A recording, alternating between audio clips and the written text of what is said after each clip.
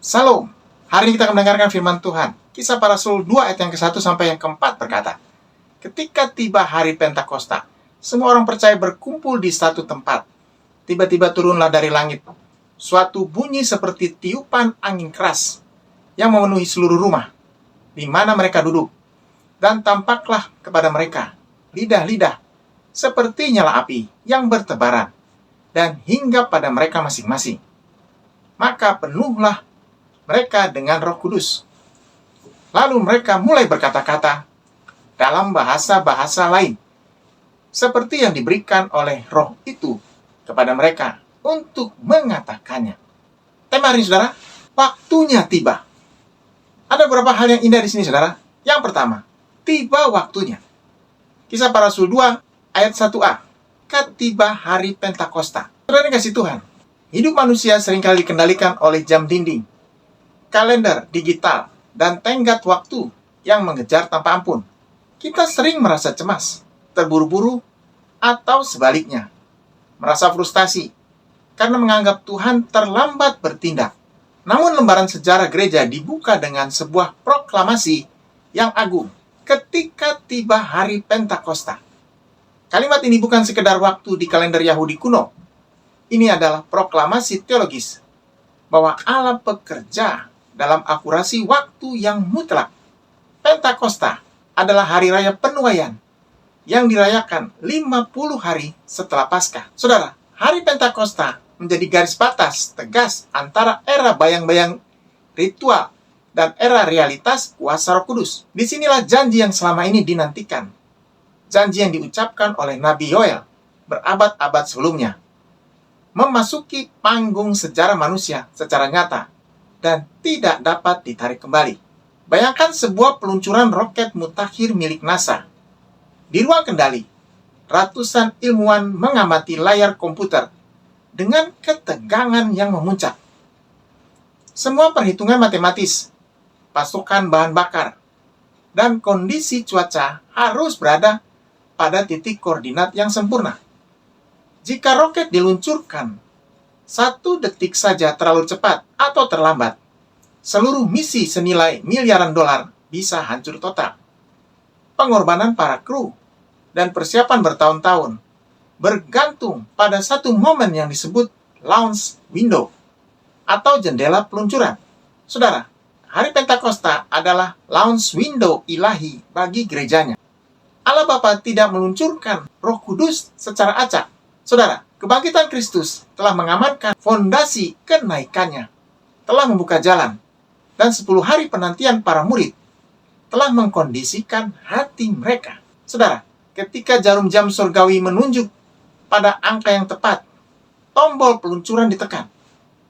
Saudara, jika manusia yang terbatas saja bisa merancang waktu peluncuran yang begitu akurat, terlebih lagi Allah semesta alam yang memegang sejarah di dalam genggaman tangannya.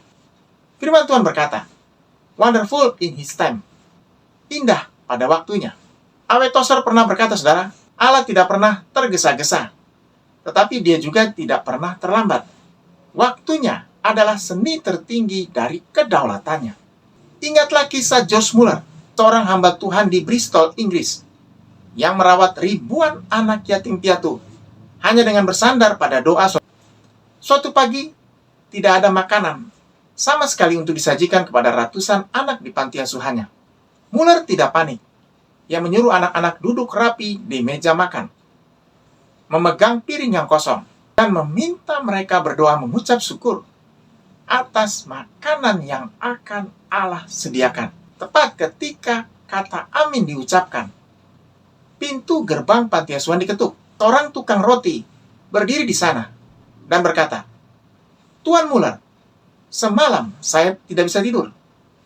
Saya merasa Tuhan menyuruh saya memanggang roti untuk panti asuhan Anda. Beberapa menit kemudian, sebuah truk susu mogok tepat di depan panti asuhan. Sopirnya berkata bahwa susu itu akan rusak jika tidak segera dibagikan. Lalu dia mendonasikan seluruh muatannya. Allah tidak mengirimkan roti dan susu itu sehari sebelumnya. Tidak juga terlambat semenit pun. Dia menyediakannya tepat ketika waktunya tiba. Luar biasa. Saudara, apakah Anda sedang berada dalam masa penantian yang melelahkan? Mungkin Anda sedang menantikan jawaban doa untuk pemulihan keluarga, kesembuhan fisik, atau terobosan pelayanan. Belajarlah dari hari Pentakosta. Jangan mencoba memaksakan atau mendahului jadwal Allah dengan kekuatan daging Anda. Waktu penantian Anda bukanlah waktu yang terbuang sia-sia. Itu adalah waktu di mana Allah sedang mempersiapkan kapasitas hati Anda untuk menerima kepenuhan kuasa-Nya. Tetaplah setia di pos Anda, karena ketika waktunya tiba, janji-Nya akan digenapi dengan kedahsyatan yang melampaui ekspektasi Anda. Berita yang indah, Pentakosta dimulai dengan ketepatan waktu ilahi. Kita diajarkan untuk menghormati kronologi Allah. Janjinya bukan sekedar hiasan teologis, melainkan kepastian sejarah. Luar biasa. Hal yang kedua, saudara, kesatuan hati yang mengundang hadirat Allah. Kisah Para Rasul 2 ayat yang ke-1b berkata, semua orang percaya berkumpul di satu tempat. Dan kasih Tuhan. Di dunia sains kita mengenal fenomena yang disebut dengan resonansi. Jika Anda menaruh dua buah gitar yang di stem pada nada yang persis sama di dalam satu ruangan, lalu Anda memetik senar E pada gitar pertama, maka tanpa disentuh pun, senar E pada gitar kedua akan mulai bergetar dan mengeluarkan suara. Mengapa? Karena kedua gitar tersebut berada dalam frekuensi yang sama. Gelombang suara dari gitar pertama ditangkap dan direproduksi oleh gitar kedua. Saudara, ketika orang percaya berada dalam satu tempat, secara rohani memiliki frekuensi iman, kasih, dan ketaatan yang sama, maka hadirat Tuhan yang turun di satu titik akan menggetarkan dan memenuhi seluruh komunitas tersebut. Sayangnya banyak gereja hari ini gagal mengalami api Pentakosta karena instrumen-instrumennya salah stem. Yang satu menyetel gitarnya pada nada kesombongan, yang lain pada nada kepahitan. Akibatnya, yang terdengar bukanlah resonansi sorgawi, melainkan kebisingan yang mengusir damai sejahtera.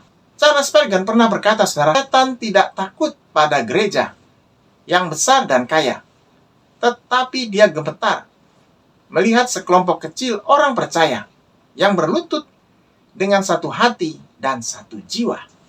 Luar biasa. Saudara, pada awal abad ke-20, terjadilah kebangunan rohani di jalan Azusa. Azusa Street Revival di Los Angeles, yang dipimpin oleh seorang pengkhotbah Afrika Amerika bernama William J. Seymour. Pada zaman itu, rasisme dan segregasi sosial di Amerika Serikat sedang berada di puncaknya. Orang kulit putih dan kulit hitam tidak boleh makan di restoran yang sama, bahkan beribadah di gereja yang sama. Namun, di sebuah gedung tua, bekas gudang kuda di Azusa Street, Roh Kudus dicurahkan secara dahsyat. Mengapa? Karena William J. Seymour berhasil menyatukan orang-orang dari berbagai ras, warna kulit, dan latar belakang ekonomi untuk berlutut bersama di atas kotak-kotak kayu, mencari wajah Tuhan tanpa memedulikan status sosial. Seorang saksi mata menulis, tembok pemisah warna kulit telah dihanyutkan oleh darah Kristus. Saudara, kesatuan hati mereka membuka pintu gerbang bagi salah satu kegerakan rohani terbesar dalam sejarah modern. Berita yang indah, saudara, kesatuan adalah wadah bagi kuasa. Tanpa kesatuan di ruang atas, tidak akan ada ledakan penginjilan di jalan-jalan Yerusalem. Hal yang ketiga, saudara, angin surgawi yang menguburkan kelesuan. Kisah Para Rasul 2 yang kedua berkata, tiba-tiba turunlah dari langit suatu bunyi seperti tiupan angin keras yang memenuhi seluruh rumah di mana mereka duduk. Saudara, bayangkan sebuah kapal layar kuno yang besar terombang-ambing di tengah lautan luas selama berminggu-minggu. Karena fenomena yang disebut doldrums, itu suatu kondisi di mana sama sekali tidak ada angin yang berhembus di laut sekitar Khatulistiwa. Layar kapal terkulai lemas. Para awak kapal mengalami dehidrasi, frustrasi, dan putus asa. karena kapal tidak bisa bergerak 1 inci pun. Mereka terjebak dalam kelesuan total. Namun tiba-tiba datang badai laut yang sehat datang, membawa angin buritan yang sangat kencang. Layar-layar yang tadinya kempis mulai mengembang penuh, mengeluarkan bunyi gemuruh yang keras saat menangkap kekuatan angin.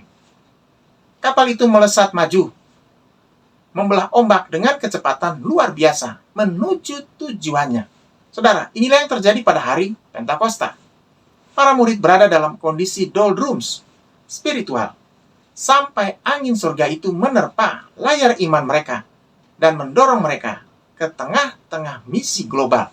Reinhard Bonnke pernah berkata, saudara, gereja tanpa Roh Kudus bagaikan sebuah mobil mewah tanpa bahan bakar. Ia terlihat mengagumkan di ruang pameran, tetapi sama sekali tidak memiliki kuasa untuk bergerak maju. Luar biasa. Saudara, pada tahun 1904, sebuah gerakan rohani yang dahsyat melanda Wales. The Wales Revival dibawa ke kepemimpinan seorang pemuda sederhana yang bernama Evan Roberts. Sebelum kegerakan itu terjadi, gereja-gereja di Wales mengalami kemerosotan moral dan kelesuan rohani yang parah.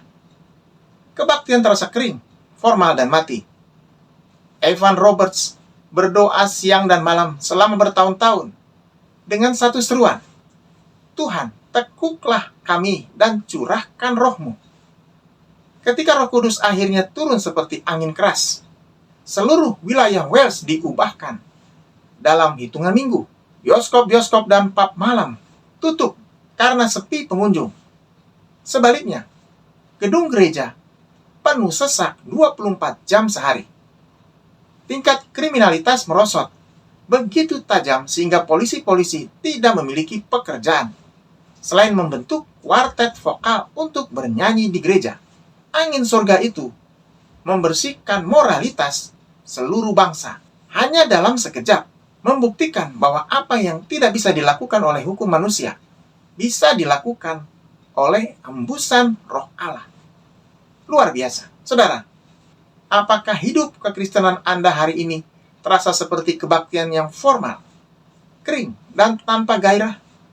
Apakah Anda merasa lelah melayani, lelah berdoa, dan terjebak dalam rutinitas agama yang mekanis? Anda membutuhkan hembusan angin Pentakosta. Mintalah Roh Kudus menghembuskan nafas baru ke dalam mezbah hati Anda. Biarkan anginnya meniup keluar sisa-sisa kepahitan, kemalasan rohani, dan kompromi dosa. Ketika anginnya memenuhi rumah hidup Anda, gairah yang telah padam akan menyala kembali dengan kedahsyatan yang baru. Berita yang indah, saudara, angin Pentakosta adalah lambang dinamisme ilahi. Dia memecah keheningan maut dan menggantikannya dengan vitalitas surgawi yang tidak dapat dibendung oleh kekuatan duniawi.